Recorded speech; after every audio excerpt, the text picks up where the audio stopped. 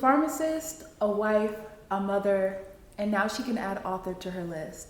Join us in welcoming Dr. Lola Fashina, the author of Endless Chances. Thank you so much for joining us today. Oh, thank you, Faye. Thank you for having me. It's a pleasure to be here. Of course. How are you feeling? I'm good. Are you excited? Are you nervous? How are you feeling? Very excited to be doing this. This is my official first interview, so I'm more than happy to be here. Of course, first of many. Amen. We loved your book. Your book was great, and we are so excited to, introduce you to the world and get to know more about you. Okay. So where are you from originally? I was actually born in Baltimore, Maryland. Wow. But I was taken home as a child, I think maybe about age 2. So I pretty much grew up in Nigeria, and I didn't come back here until after I graduated college home. That's when I came back here. So born and raised in Lagos, Nigeria. What was it like growing up, especially since you were technically born in the US? What was it like growing up in Nigeria? I think growing up in Nigeria was very structured for me. I lived in a university environment. The kids were close, parents were very strict, mom was very strict, dad was not so strict. So of course we broke most of the rules, but yes, it was very, very structured. And there was a inner desire to not fail or disappoint your parents, is Right. what we all had in that environment that I grew up.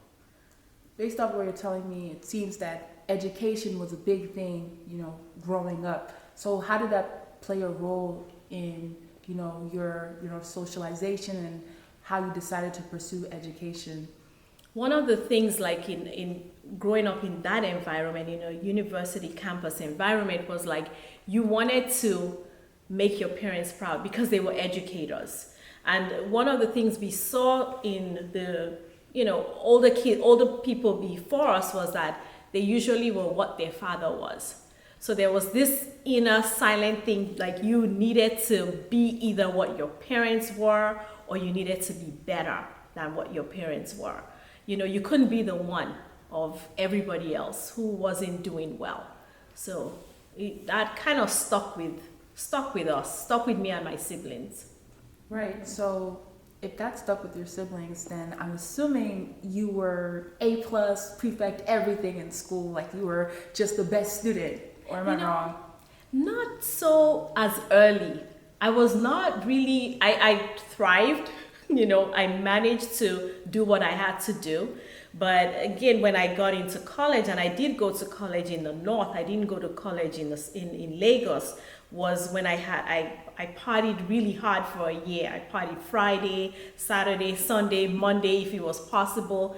And then when I didn't get into my first choice, was my eye opener. I had to settle for my second choice in school, but I was lucky because my father was a chemist. Chemistry was my second choice. So I got into that, and that was the breaking point that made me kind of turn things up, That was the first time I could say I really knew how to study, to really know, like, okay, I wanted to pass an exam and pass the exam. Before then, again, like I said, I was just, Right. kind of going with the flow. So Right. then, yeah. That was the defining moment in your life where it was was. like things have to change. Yes.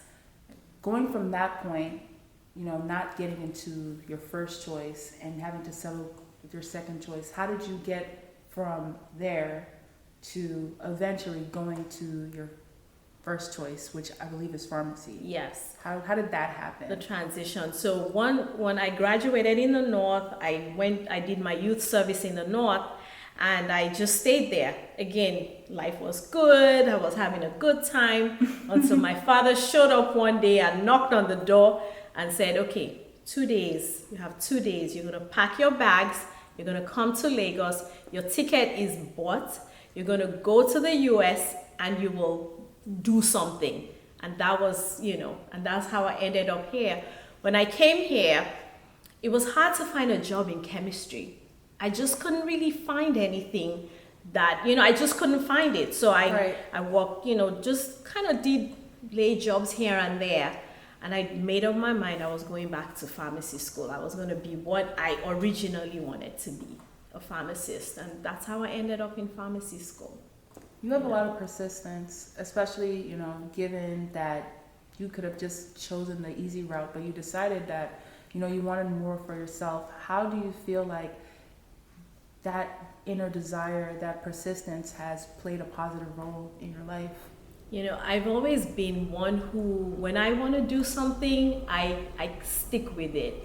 And because I'm the first of, that also has a driving motivation for me, not to disappoint my parents, not to kind of disappoint or lay the ground for my siblings, because I figured if I can do it, then it's easier for them to think they can do it as well. So I've always had that, even when things are just never that easy. Even going into pharmacy school, the chemistry degree meant nothing. You needed to get your prerequisites. You needed to, and I had to do all that, and it took so many years to do it. But eventually it panned out, and I got in. Yeah. Of course. So what I'm getting from what you have said is that with you, when you put your mind to something, that even if it's not easy, even if it's difficult, you are going to accomplish it. And that seems to me to be how you went from being a pharmacist to being an author, which I don't get how you get a straight line. It seems like there's stops and pivots in between, but yes. I would definitely love to hear about how you went from, having this science background, this STEM background, to all of a sudden being an author. How did that happen? So I always knew I wanted to write a book. When in pharmacy school, I loved pharmacokinetics. So I took every note, everything that came out of the professor's mouth, I wrote down. But slowly and surely, I graduated from school, had the kids, just life, and I was like, okay, maybe a romance novel would be a good thing to write. And I just always wanted to do it. It was on my bucket list. I wanted to write a book, and I thought about it. I didn't know what to write. And then I won't think about it for many years. And then one day I'm driving in traffic. There's so much traffic. I'm going to work. And the idea came. And I'm like, okay, I think this is it. I think this is the book I'm going to write. And that's how it started, just thinking about it in traffic. Okay, shout out to 495. Yes, 495. Yes. Actually, it was New Hampshire Avenue. And I don't know why I was like, oh my God, I'm never going to get home. Okay, but it's actually good that happened, because if that didn't happen, the idea for the book wouldn't have even came to fruition. No. And I remember rushing home, and my daughter was home, and I said, Ronki, I have to tell you a story. And I told her the story, and she's like, I said, that's the idea of my book. And she's like, oh, I can read that, I like it. I was like, okay, good. And that's how it started. I know you've mentioned that you were sitting in traffic, and that's where the idea of the book came from. But where did the inspiration for the storyline, the characters, especially a character like Ajoke, she's such a strong-willed character, where did the inspiration come from? Yeah, one of the things when I even thought about writing a book was I wanted something with the culture. I wanted something intimate, because, we don't have a lot of books that allows you to, or that we read that you can really express intimacy. So I wanted something, with that line. I wanted a love story, but at the same time, pick an aspect of the culture that I felt was really important to me. So when I look at the master, the maid relationship, and the fact that most of us grew up having those helps. We had maids and house boys and house girls. We never really thought about how they felt. It never even occurred to us that, okay, maybe this is what kind of food they like, or what kind of school, or what kind of subjects we just lived life and never really thought about them. So I wanted something different, that was meaningful and was gripping, and that would resonate with, who understood the culture. Right, you wanted people to see the humanity in those who often blended in the background. Yes. You just never really thought of. They were just there. Like we just didn't even think about them. And we just took them for granted. But they had feelings. Of course. Is there and anyone ambitions. in your life that you would say, draws parallels to Ajoke? Is there anyone in your past that gave you the idea of someone like Ajoke or even Wale or anyone? No. It just occurred to me while I was thinking about the story that, a child who, like Wale, who grew up in such affluence, could fall in love with anybody. He could fall in love with, somebody insignificant. And that was why I put them together to win the story. I think that, I personally say, I think that was a really good idea because it wasn't cliche. You don't really see those type of stories. Usually when you see something about a house help and a master, it's usually a grown man and a young girl. But this love story is something that we don't really see much of, and it's more realistic because they're age mates. So one thing that I would want to know is, even though the people in the book are pretty young, how would you say that this book, or who would you say that this book is best for? Is it for young adults? Is it for adults, or is it for everybody? This book, I would say, is for adults. And the only reason I would say it's for adults is because of the explicit content in the book, the sexual content in the book. Right. To me, is not for even for a young adult. So I would say it's for an adult.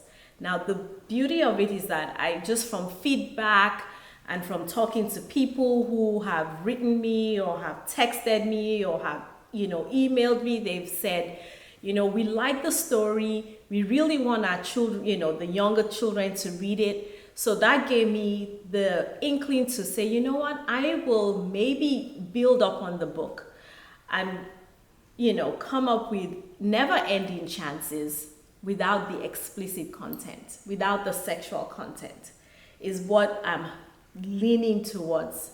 I haven't done it yet, but I'm leaning towards it just so that other adults can read the story, so that, the younger folks can read the story. Even teenagers can read the story to see, this can really happen.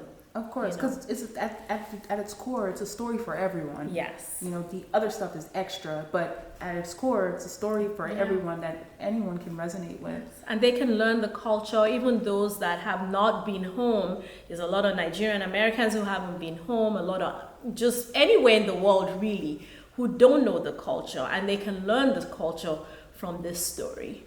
Of course.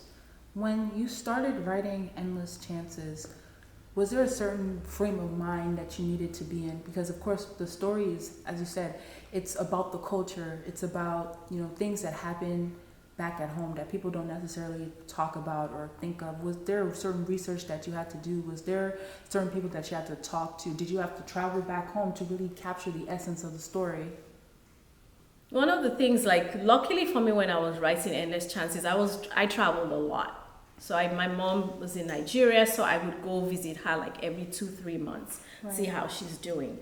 And I'm especially with Mama Salah's scene, and I'm driving in traffic, or I'm being driven in traffic, and I'm looking at the shops and that comes to mind. I'm like, okay, Jogs a memory. Yes, it just says, okay, I can, this could be, Ajoke could possibly work here. So I have to say that really influenced me going home and just being on the streets, seeing the hawkers again, just kind of help bring some of the perspectives of the story together. So that definitely was a good thing to travel home at that time.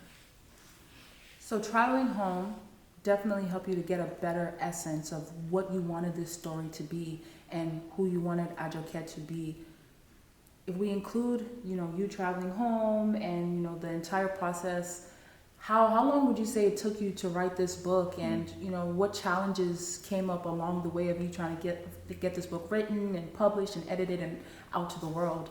Yeah, it's the easiest part. People think writing the book. The easiest part of writing a book is the writing the book, coming up with the frame of the book. The more challenging part is editing the book, content editing the book, and making sure that chapter 1 should be chapter 1. I took out a lot of aspects, a lot of things of the book, because sometimes you get carried away. You get carried away with the characters. I personally got carried away with Tayo Folarin because I thought she was kind of unique. She was different, and I wrote a whole chapter on Tayo Folarin, but I said to myself, it's taken away from my main character, who's Ajoke. So that whole chapter was removed from the book. So I started out 2019. I promised myself the beginning of 2019 that I would write the book in 2019. Fast forward till December, and I'm like, oh my God, I have only written half of the book. How am I going to meet this goal? So I just binged write. I would just stay up and I would write and write. And luckily we took a vacation that year to Dubai. It's a long trip, it's like 14 hours. So I wrote all the way on the plane, even though my son was having an allergic reaction in the plane. I'm like, here, luckily we had Benadryl here, So I binged all the way there. I couldn't sleep because of the time difference. So I wrote every night. I just wrote, and I wrote all the way back. And I could barely put the period at the end of the end, at the end of the book. So it took literally 3.5 years from writing to publishing the book. Wow. But a lot of it was because I put it down. I wasn't fully consistent. If I have to look at how consistent I would say 2 years. 2 years. The challenges of writing a book, you need a good editor. And I still feel like you personally have to edit. You ultimately have to edit the book. You need a good editor, you need a good proofreader, but you ultimately are that person that will do it, because it never really comes out the same when somebody else does it, to me. So. No, that completely makes sense, because it's your word, it's your art, you're the creative. You don't want the essence to be taken out of it, and then suddenly it's like, I don't recognize this body of work. Yeah. So you see it when you write the book and you edit the book, content and line editing, you see it. So you do get help, but you have to go back and clean that help that you got. Of course, already. Completely makes sense. As somebody who wears so many hats, as we said before, pharmacist, wife, mother, and you said this whole process, did take some years. How do you feel like having your family help support you during the writing process and the publishing process? Yeah, with the writing process, in terms of I have to give kudos to my husband, because so many nights I just won't go to bed because I'm like sitting down, I'm editing or I'm writing, and he'll be like, oh God, you're still doing this book, or oh, you didn't sleep, or things like that he would say. So even with when I launched the book initially, he's like, no, you have to give me credit, because I was the one who had to sleep alone all night, for many, many nights. So that was, so they really did, in terms of reading, they all were like, you know what, finish this book, because I don't think they were confident I could ever finish the book. They're like, finish this book, because I wanted somebody to read it, let me know what is, they won't read it, but it came out and they read it and it felt good and they were happy, So in terms of support, just not being totally there for the 3.5 years, they understood she's writing that book that we can't, she's always talking about, they just were so sick of me talking about the book. But you got it out here. And sometimes I would force, especially my middle son, I would force him to stay there and read it to him. I'm like, no, you have to read it and tell me if you like it. It's like, okay, Mom, sure. I like it. So. That's good that you Yeah. have that support of your family. That's honestly that's probably what makes the difference. Sometimes there's people who want to do things but they can't because the people closer to them don't support them. But luckily you have that Yeah. familial support, and we're happy that they supported you. We're happy that the book is out here now. Thank you. So we know that your book is out. We know that there's another book. Allegedly, that's what I heard, that there's another book coming out. Do you have some sort of editor or publisher behind you that's supporting you during this process? Yeah, so one of the things I recommend if you're because this Endless Chances was completely self-published. So if you are going to self-publish a book, I feel like you need a mentor. And I had a mentor.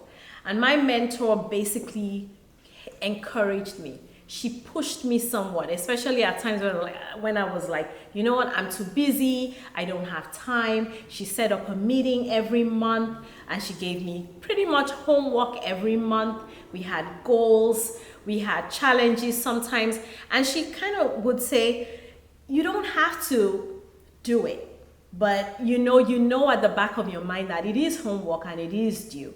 So in terms of an editor, if you have a mentor will guide you to what editor to use. They'll guide you to which book cover, to which book cover company to use, what formatting company to use, because it's really kind of like you wrote the book, you have your manuscript, what do I do next? Right. So a mentor takes you through the path as to what you need to do. So that's very important, and the dedication, the inspiration, you have to be inspired. You can't stop. You have to keep going.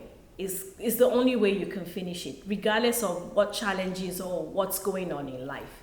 You gotta keep going, and you'll do it. It's like if I did it, anybody can do it. Of course. Mm-hmm. What advice would you have for someone who might be in similar shoes as you, or someone out there who says, but I can't write a book, I'm not a good writer, mm-hmm. I'm too old, I'm too young, I have nothing to say, but I really want to do. What would be the most important thing you would have to say to them? The good thing about the whole author writing process is you have ghostwriters. You have people where you could just tell your idea and they will make it a book. The key thing to me after you use a ghostwriter is to go back and read it, edit it, and just work closely with them so that your vision, because they can't write the book, they can't see it like you can see it. Right. But if you go back and you walk very, very close to them, you can do it. Not everybody can write, or not everybody has the time. So that's why you have the ghostwriters. Of course, it's for a fee, but it's doable. It's doable if you really set your mind to it. Of course. And last but not least, like you said, this book is supposed to be for everyone, anyone who wants to learn about the culture, whether they're in the culture or they're from Norway or Switzerland. Where is this book available? Where can they find this book? And where can they find more information about you? Okay, so I have the book on Amazon, of course. The book is on Kobo. It's on Etsy. It's in Barnes and Nobles, and surprisingly doing good on Barnes and Noble.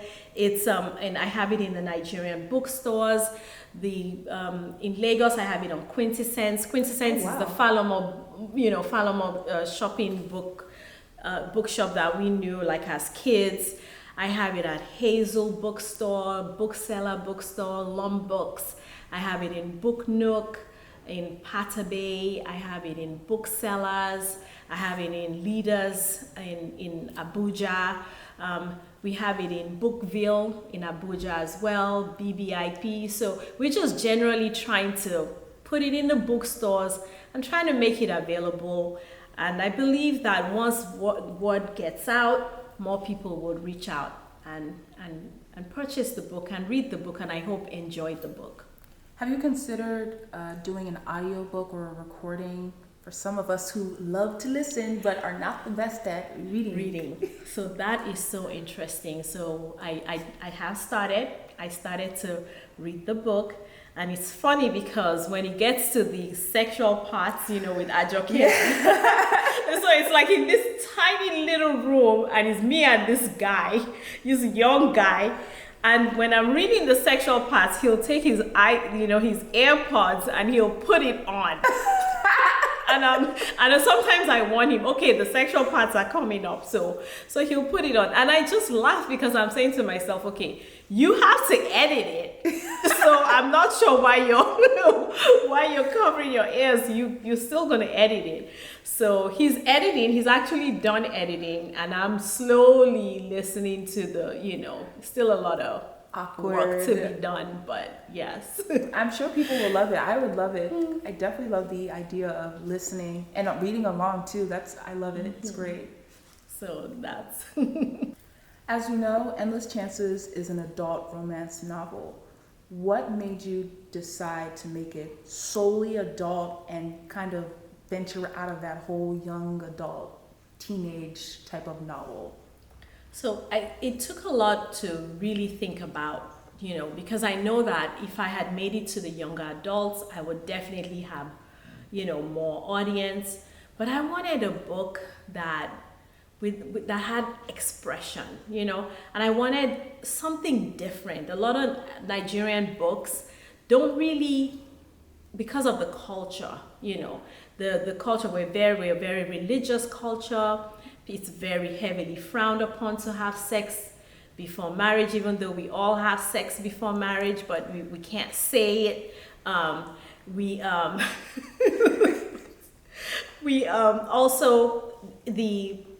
It's not the norm to talk about a woman's feeling. So it's not the norm to talk about anybody's feeling, really. Right, we feel it, but we keep it in. So I just kind of wanted to talk about what a woman feels, her sexuality, her sensuality, and she was innocent. She learned it as she went along. She learned it from her experience and her feelings, and I just wanted that to be shared and to make it something that you don't have to be ashamed of. It's a normal, natural feeling that every woman pretty much has.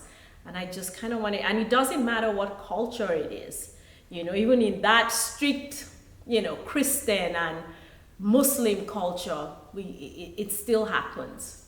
And we still feel that way as women, so. What I'm getting from what you're saying is that without the intimacy and the sexuality and sensuality, that Endless Chances would not be the same book. It wouldn't be your story.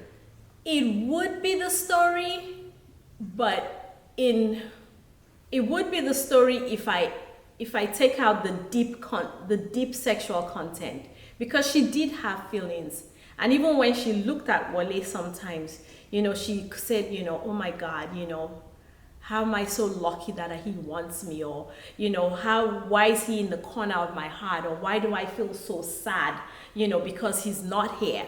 So I feel like the message will still come across. But the real element of Endless Chances, like you kind of mentioned or alluded to, is the fact that we felt the way Ajoke felt in every aspect. Of course. Just not sexually, just her ambition, her wanting to go to school, her not understanding why she didn't have a relationship with her mom, always feeling something was off. All of those, is what makes Endless Chances, is her deep feelings. How would you say that the inability to express love and feelings and PDA and sexuality, sensuality, how would you say that stifles Nigerians? If you feel that even stifles, not everyone feels that way, but how do you feel that stifles Nigerian? Because one thing I got from what you said is that, we generally are not people who are going to be loving out loud and be super duper visual about how we feel, or even saying how we feel. Mm-hmm. I feel like it doesn't really hold you back. And I'm not saying that or encouraging that we should be, talking about it all day. But I feel like we should be able to know that it's okay to feel that way. So when you read Ajoke's story, you're not even within you feeling like me feeling this way is wrong, or me feeling this way is not right, or I don't have a right to feel this way. You can feel that way. And Ajoke's story to me puts it out there that people can feel that way, especially people who are insignificant. Ajoke was deemed insignificant. She was a maid.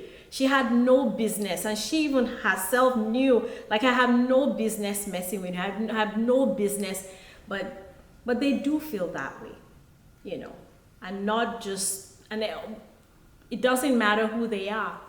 They have feelings, real feelings. So would you say that Ajoke's tribe, you know, being Yoruba as well as her class, is what could have had an effect on her feelings of intimacy and love? Because in the book, you know, she doesn't really know much. She's very, dare I say, naive, as you would expect any teenage girl to be. How does her background have an effect on her approach to love and intimacy? I think that's what makes the book beautiful, because Ajoke goes into life innocent. She has no clue, you know. And I know you read the book, and even when she starts to flirt with him, she doesn't even realize she's doing that. Like when he's flirting around with Bosse, and she's annoyed, she's irritated and doesn't understand, like, why does he even pay her any attention? It's there, but she doesn't even know it. So it's innocent. And even when they have their first real sexual experience and he goes and he doesn't even look back at her, she's thinking to herself, could this be love? Why do I feel so bad? Why do I feel so dejected? And if it's love, I really don't want to ever do this again, you know. But even though she's saying that to herself and convincing herself, she's still back, you know. Every time she hears or sees him or thinks about him, she still gets very excited. So for me, the book she's just so thrown into it. Has nothing to do with her background, has nothing to do with her tribe. She's just a girl who falls in love and, you know, innocently does so at first. Well, if we think she falls in love, because everybody has their opinion. Right. You know, That's not subjective. everybody thinks she falls in love. Right. In the book, you know, we have the protagonist, obviously Ajoke, and we also have Wale as well. How did you think it was important for you to write the book from the perspective of the woman? You know, you could have easily given us the male's perspective. Other books do it. They give us, this is what this guy's thinking, you know, this is what he wants, but your book focuses on her perspective. Why did you think it was important to do that? Because I wanted the book to entirely focus on her life. It wasn't about his life. In the book, I don't even really describe Wale. I wanted Wale to be who you want Wale to be. We know he was gorgeous, deadly fine. You know, he was just so handsome. But sure, you know, in terms of like his facial structure and things like that, is who you want him to be. But Ajoke was really solely. And again, that's why I said I took a lot out, because I wanted that whole story to be what she as a person was feeling about her life, and really think about people who are so like Ajoke, not in every aspect like Ajoke, but the maids out there, the person who wanted to go to school and couldn't go to school, not necessarily a maid, the person who was insignificant, the person who had no hope in life, you know, just kind of be able to pick up on Ajoke and relate to a piece of Ajoke. And I think that that's honestly the most beautiful part of the book, because like you said, there is a part of Ajoke in everybody. Even a guy can relate to some part of Ajoke. Her story is so relatable. She's a relatable person, which is what, even when she was in her village, made her stand out from the others. She's just so different, so relatable.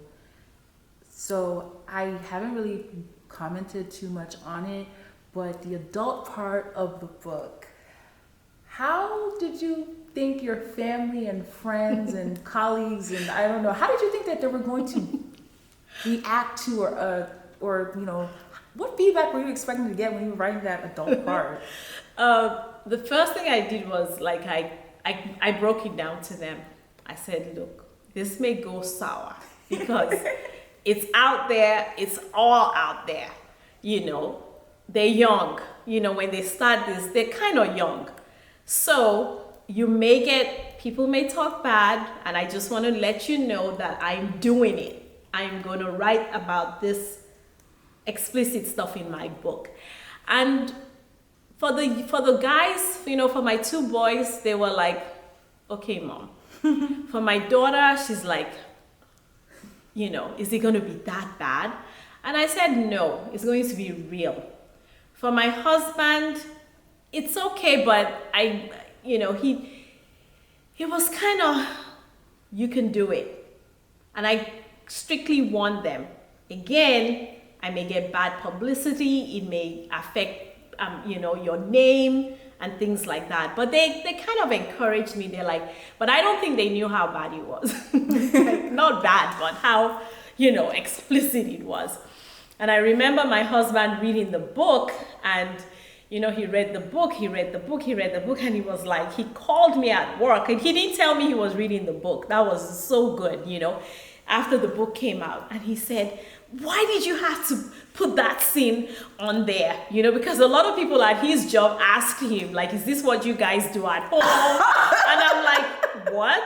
So he said, why did you have to put that? And I'm like, I don't know. I just put it in there. You should have read the book before I published the book, But that was the joke about it. But yeah, I'm very supported. My siblings don't even think it's too bad. They've read worse in their opinion. So, but I feel like the explicit content in the book is just real, and that's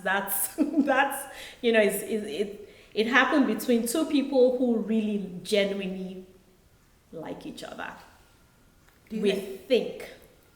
Allegedly like each other. Do you from think both ends? Do you think realness scares people? Your book is really, really real. Like, the sexual content, the intimacy between Ajoke and Wale, is real, is raw. Do you think realness scares people? Are people afraid, that it's gonna cause people to just be out in the streets and rioting and acting crazy? Yeah, sometimes I do, and I'm hoping that people will read the story from the beginning and not just fast forward to those pages, and read so that it has meaning to them. Like when you start and when you see where Ajoke came from to where she evolved to, and to finally liking, Wale, and to being disappointed by Wale. I'm hoping that at the end of it, they don't see that sexual part as just the sexual part. They really see the story for what is what. And that's why, again, I'm really contemplating the idea of making the same book and just taking out the sexual content, just so that I can get more people to feel the story, to learn the story, and to reach a wider audience. Endless Chances has some pretty big topics. There's love, there's sex, there's class, there's a lot of big topics. However, the one that kind of stands out the most is Ajoke being a househelp. Mm-hmm. How do you feel about the way Nigerians have a househelp? The whole househelp, houseboy, housegirl, housemaid, is really ingrained in the culture. And honestly, I don't see that would ever go away, because that is something that's just always been there. However, what we don't want is the abuse. A lot of these children are verbally abused, and I cannot tell you how much so. Some of them are physically abused. Some of them are sexually abused. And some of them just never say anything. They go through all of that, and they have feelings, and they're pained, but they have nobody to kind of help them to get through it. So Ajoke, I'm not going to say Ajoke was lucky, because, but she was in a family, a way that could even send her to school, because a lot of these kids don't even get the opportunity to go to school. Some do. Some learn a trade. Some go to school. Some do well. You have some good families, but you also have families that don't do anything for these children. So, minimally, I feel like families who bring these young kids should educate them, should help them with something, that unfortunately doesn't happen a lot of the times. But it would be good if they can do that, if they're almost mandated to do that. But that is part of the reason the book is out there, to kind of bring more awareness, to see what can we do. Mrs. Falari, should she have left her in Nigeria? Should she have finished college in Nigeria, as opposed to just take her for her own needs? So those are some of the things that the book really deals with, and it's painful. I think you made a good point about having it mandated, because essentially, these children are working as child labor. So it seems like you think it would be a good idea if you're going to have child labor, there needs to be some sort of law or something in place that will allow these children to be educated at the same time they're working. Yeah, because most people can afford it. If you can afford to bring a help, you can afford to take them to school. You can afford to give them the time to study and become something for themselves. You can afford to put them in a trade. You want to be a tailor, you're not smart enough to go to school, or you don't want to go to school, you could be a tailor. You could learn to drive, you could learn to fix hair, just something to help those kids. Of course, and at the end of the day, it would also be helping them, because if they become a tailor or driver, those are services that they could also render for them eventually. Yeah. And they've known them since they were a child, so there's that trust there. Would you say that if you have one, having a house help gave you the information that you needed to write Ajoke's story and write about what it's like to be a house help in Nigeria? When I was growing up, I didn't even think about it. Like you said, home, they were just there. I did have and we called him our brother. We did have a house, was a houseboy that grew up with us. We were all around the same age. We knew his wife, he got married. They had kids. Now his children are getting married. We went home for we sponsor his kids, things like that. But I never really thought about it until I came here. And, relating back to those days, I'm like, really, we don't even think about them, which shouldn't be the case, We should care about what they think, but it's sad, because what they think is insignificant, really, What is it about Ajoke specifically that made her stand out compared to her siblings? I mean, of all the people that could have been chosen, it was Ajoke specifically. What makes her special, not only as someone in this book, but as, a character? What stands out about her? I think Ajoke she was bold in a quiet way. She was quick to speak her mind, but she did that, in a subtle manner.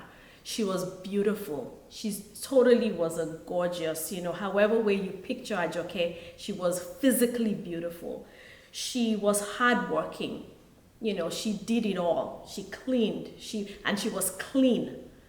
So when it was time to go out, she practically was the only person they could send, And I know that there were 2 or 3 pages in the book where, she's begging and Papa says to her, you have to go, because you're the one who presents the best look and you're the one who works the hardest.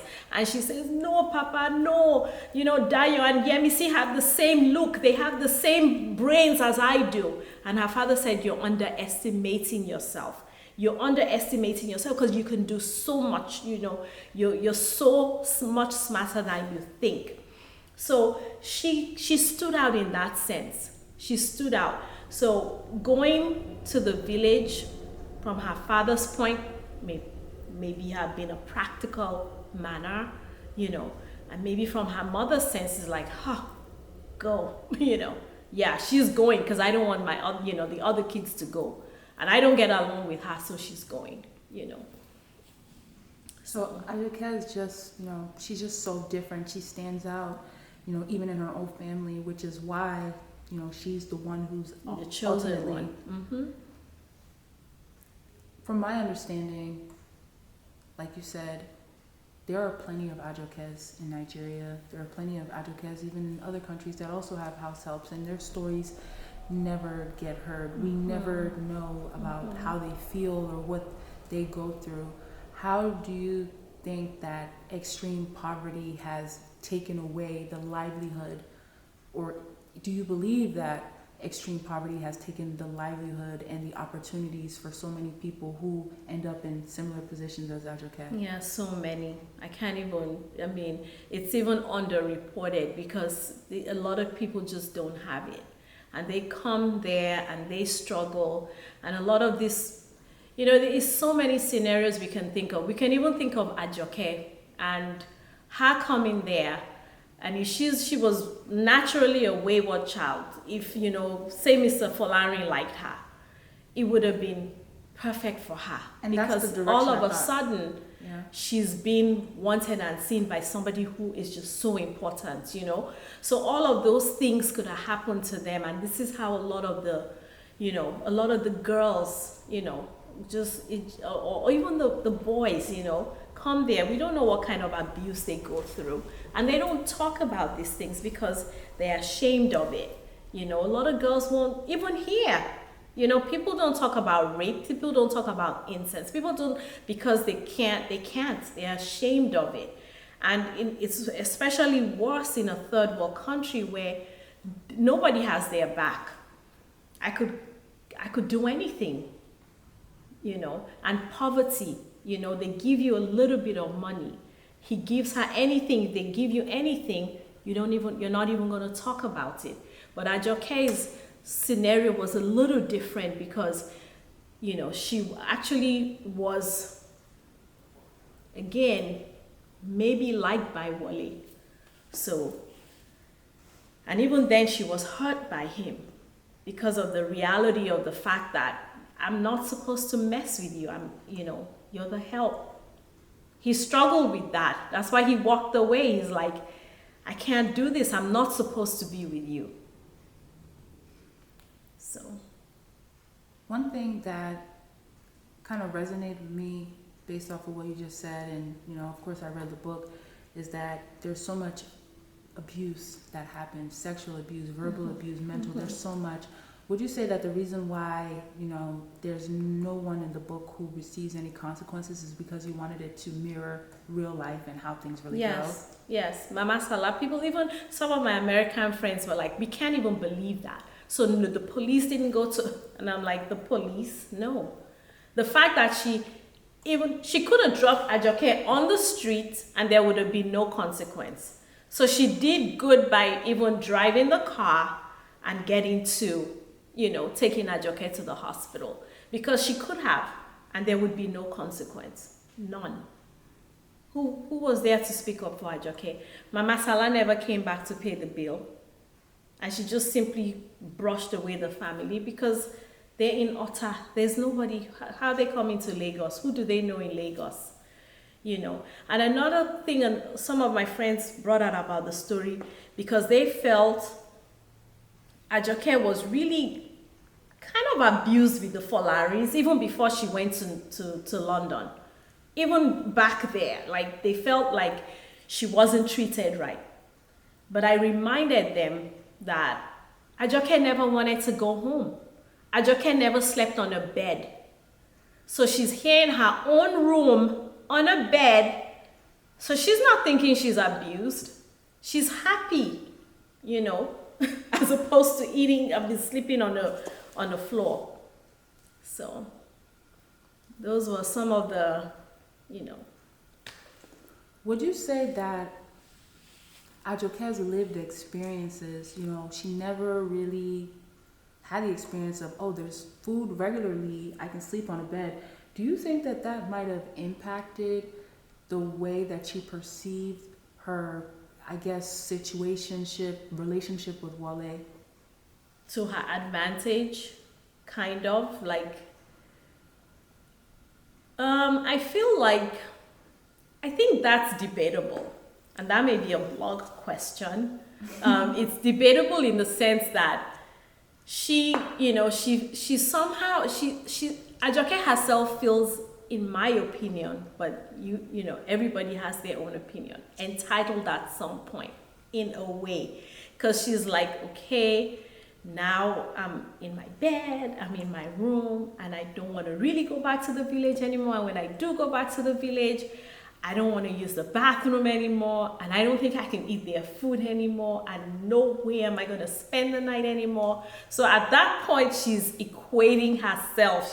She's no longer, she feels I'm here. And that's why sometimes when one day really treats her like the maid, which she is, she's a little bit like, she's a little bit upset, subtle, in a subtle way, that she has to think back and say, okay, I'm the maid, But in terms of her relationship with Wale, I think it was just very innocent. But again, there's, we have different thoughts and thinking about it. Like somebody said, would Ajoke have fallen for Wale if he was a houseboy? Would she have fallen for him if he was a security guard? The same Wale, the same look, okay, but not educated and doesn't belong to wealth. Would she have? That's, Only time can tell. Yeah, that's a blog question. Only time can tell. And maybe you could tell us what is next for Ajoke? You have to read it. You have to read it. It's wild. But after Endless Chances, what is next for Ajoke? Oh, a lot. Too much. It's peaks and it's troughs and it's like, oh my God. And you have to read it. I promise. So when can we expect that next book to drop? I think it will drop, no doubt, in March. For sure, March 2023. Okay, we'll be on the lookout for it. Yes, it started January 2023. It's moved to February, but March for sure. It should be out then, yes. So as an author, what would you say is your favorite book? And what do you look for in, a book that you might want to read? I'm horrible like that because when I started writing, I stopped reading because I said, I don't want any book to influence how I feel. I just want to write the book. I want it to be original with my own thinking. But I love African novels. I love Lola Fasina's book, The Many Wives of Baba Segi. I love Chiamanda's book, The Half of a Yellow Sun. That really, to me, is the book. I love Sefi Atta's book. I read her books. I pretty much read a lot of her books too. Those are kind of like my favorite authors. But I read any good book, any referral. I loved, and I'm trying to remember his name, but if I'd say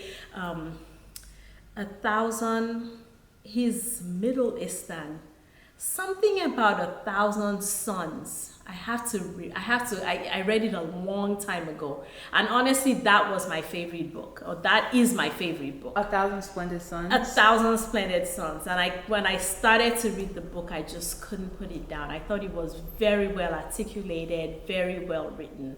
Yes. And I read a lot of books by referrals. If you tell me it's a good book, I'm running there to get it. So I can't wait to put down Endless Chances so I can catch up on all the books I should have been reading. Of course. For all these years. We'll definitely make sure we get a list ready for you. Yes. Outside of reading and literature and, of course, pharmacy, what interests do you have? I love to travel. If I had my way, I would travel every month. The last weekend of every month will be my time to go somewhere. I love to travel. That's kind of like my hobby. Mm-hmm. In addition to travel, is there a specific cuisine that you prefer? Is there a specific country where, other than Nigeria, of course, where like it was Nigeria. I have to have their food. It's so I like. Let me see what I like. I like fish. So in any which country the fish is prepared, I love fish. It's just terrible. My friends say, it has a lot of mercury, right? I'm like, I know, but fish, if I don't eat fish in like 2 or 3 days, I'm like, I need the fish. So whichever which cuisine, I'm very, very fussy about food. I have to admit. So I don't eat too much outside of, the American meal. But if you give me fish in any which way, I'll eat it. The Nigerian, flavored, Chinese, Middle Eastern, Indian. You can't go wrong with fish. Yeah, you can't go wrong with fish. Can't go wrong with fish and rice. Yeah. That's like the staple Nigerian diet, some sort of fish and rice. Are there any musical artists that you're a big fan of? I'm huge on, we joke with the kids, we say, look, let me tell you, if it wasn't for the Luther Vandross, if it wasn't for the Anita Bakers, you would not be born, okay? You were born because of those artists, so thank God to them. So I love Afro beats, the Kiss Daniel, like right now I am feeling Kiss Daniel, the Davidos, and I love techno. I love, of course, what is his name running out of my Wizkid? Everything he does is just gold. I love American artists. I like the slow, the slow jams, and and I know this is wrong. And my Rocky's always my daughter. She's like, Mom, he's gonna call you auntie when he sees you, but I love Chris Brown. I feel like he can just sing anything. I know, and a lot of people don't like him, but he can sing. And I like, well, who else do I like? I like Tank. Yes, I like Kenny Lattimore. So I love music, but I find that, with the American music, I move more towards like the slow jams. And with the Afro beats, I'm like, yes, I want like Afro beats. I can't go wrong with that. Yes. So it's February, and as you know, Nigerian election is coming up. How do you feel about it, and how do you think that the outcome is going to have an effect on the future of the country? It's like when we talk about elections, for many years we've gone through it's been a cycle, and we don't even, there's really sometimes to me no growth or no progression. There has been, I'm not going to take it all away, but I feel like with the elections we need youth, we need a younger generation in power. We need people who can relate. So the world is evolving. And I feel like the people who are up there, the people who are running right now are not they're not clicking with what we need in the country. This is my personal opinion. I'm not rubbing on anyone. I'm just saying that we need somebody who could relate to the younger people. We have a lot of graduates in Nigeria that don't have jobs.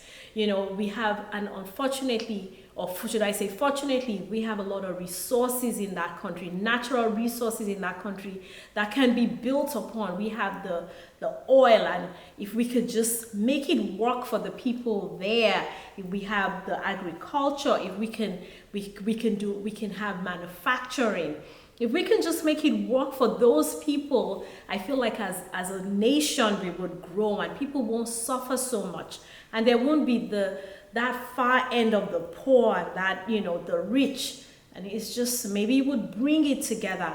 It's not going to happen overnight, but it would be nice to see some progression. It would be nice to have electricity all day, every day, 24/7, and I feel like a young mind, somebody who's young and has lived in a place that has experienced it, can do it, can say, this can work, we can make this work.